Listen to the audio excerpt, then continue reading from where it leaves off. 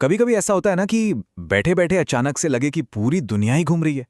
अगर ऐसा महसूस हुआ है तो ये वर्टिगो हो सकता है। तो चलिए आज इसी के बारे में गहराई से बात करते हैं कि आखिर ये है क्या, क्यों होता है और इससे निपटने के सबसे कारगर तरीके क्या हैं। जी हाँ, यही वो एहसास है कि सब कुछ घूम रहा है। आप बिल्कुल स्थिर बैठे हैं, पर ऐसा लगता है जैसे किसी झूले पर हो। और ये कोई मामूली सा चक्कर नहीं है, बिल्कुल नहीं। ये एक बहुत ही, कह सकते हैं, तीव्र और परेशान करने वाला अनुभव होता है। तो आज हम क्या क्या कवर करने वाले हैं। सबसे पहले समझेंगे कि वर्टिगो है क्या, फिर इसके कारणों पर नजर डालेंगे, देखेंगे कि इसकी जांच कैसे होती है और तुरंत क्या करना चाहिए। और हाँ, लाइफस्टाइल, डाइट, योग और कुछ जरूरी सावधानियों पर भी बात होगी।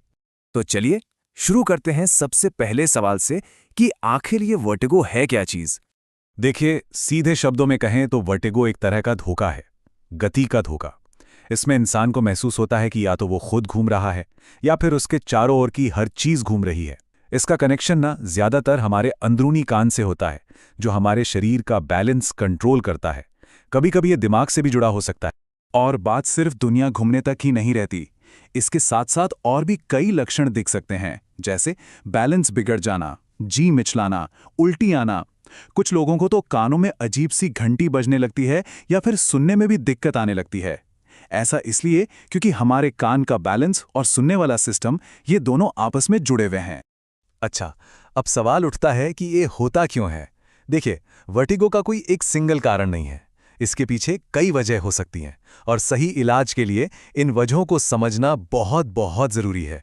तो चलिए एक एक करके इन कारणों को देखते हैं। सबसे कॉमन वजहें जो हैं वो हमारे अंदरूनी कान से जुड़ी हैं। एक बहुत आम कंडीशन है जिसे बीपीपीवी कहते हैं। इसमें होता क्या है कि कान के अंदर कैल्शियम के छोटे छोटे क्रिस्टल होते हैं, वो अपनी जगह से हिल जाते हैं।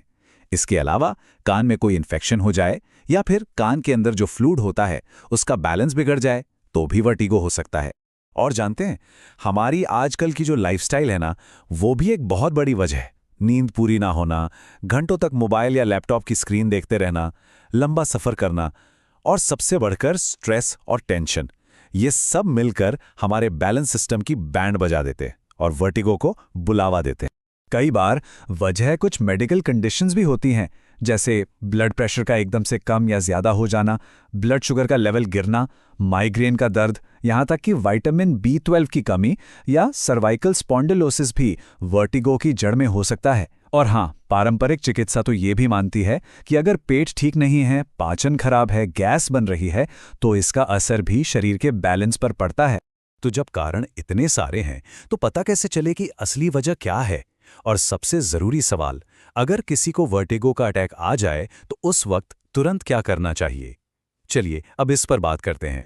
सही वजह का पता लगाने के लिए डॉक्टर्स कुछ टेस्ट करवाते हैं।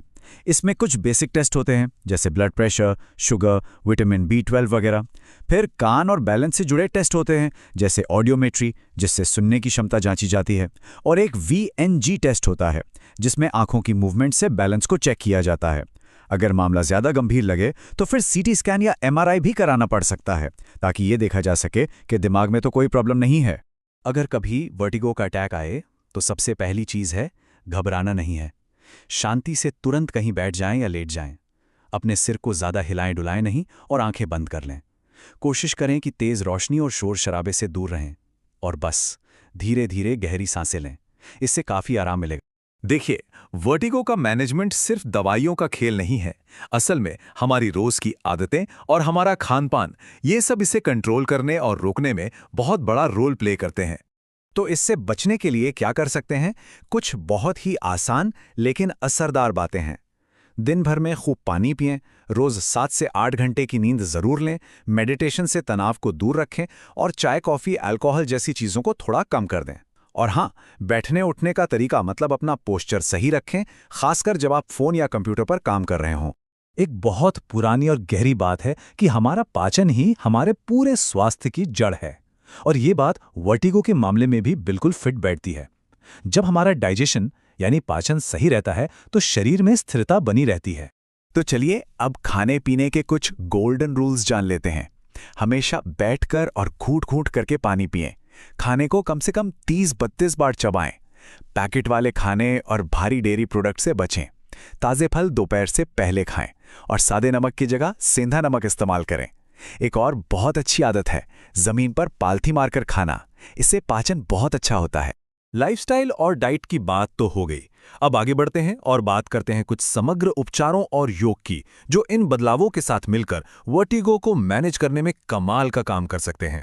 एक तरफ हैं कुछ आसान से घरेलू नुस्खे, जैसे जी मिचलाने पर अदरक की चाय या मन शांत करने के लिए तुलसी का पानी, और दूसरी तरफ है योग। ताड़ासन और वृक्ष आसन जैसे आसन शरीर का बैलेंस और स्थिरता सुधारते हैं, वहीं बालासन और शवासन दिमाग को रिलैक्स करते हैं और तनाव घटाते हैं। एक और खास थेरेपी है जिसे न्यूरोथेरेपी कहते हैं। इसमें क्या होता है, शरीर के कुछ स्पेशल पॉइंट्स पर दबाव डालकर नर्वस सिस्टम और बैलेंस सिस्टम को ठीक किया जाता है। ये थेरेपी वर्टिगो की जड़ पर काम करने में मदद करती है। चलिए अब आखिर में कुछ बहुत ज़रूरी सावधानियों और वार्निंग साइंस की बात कर लेते हैं, जिन्हें कभी भी नज़रअंदाज नहीं करना चाहिए। ये समझना बहुत ज़रूरी है कि कब फौरन डॉक्टर के पास जाना है। अगर चक्कर बहुत ज़्यादा और लगातार आ रहे हों, या उसके साथ शरीर के किसी हिस्से में कमज़ोरी या पैरालिसिस जैसा महसूस हो, बोलने में दिक्कत हो, दिखना बंद हो जाए या बेहोशी छा जाए, तो ये एक इमरजेंसी हो सकती है। ऐसे में बिना देर किए डॉक्टर से मिले।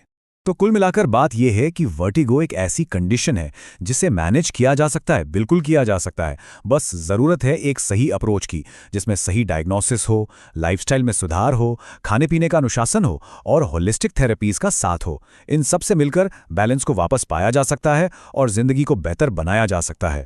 अगर कोई भी व्यक्ति होलिस्टिक यानी समग्र समाधान की तलाश में है, तो वो संतुलन होलिस्टिक सॉल्यूशन से संपर्क कर सकते हैं। ज़्यादा जानकारी के लिए स्क्रीन पर दिए गए नंबर या वेबसाइट पर विजिट किया जा सकता है। हाँ, एक बात का ध्यान ज़रूर रखें कि ये सारी जानकारी सिर्फ शैक्षिक मकसद के लिए है। ये किसी भी तरह की मेडिकल सलाह नहीं है। कोई भी इलाज शुरू करने से पहले एक क्वालिफाइड एक्सपर्ट से सलाह ज़रूर लें। अपना ख्याल रखें और हमारे साथ